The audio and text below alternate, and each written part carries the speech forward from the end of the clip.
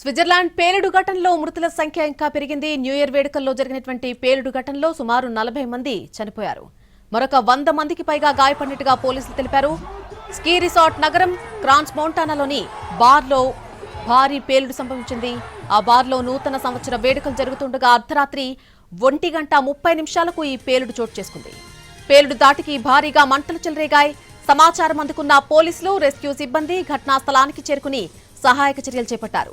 గాయపడ్డ వారిని హాస్పిటల్కు తరలించారు. ఈ ఘటనలో ఉగ్రకుట్ర లేదని అధికారిక వర్గాలు వెల్లడించాయి.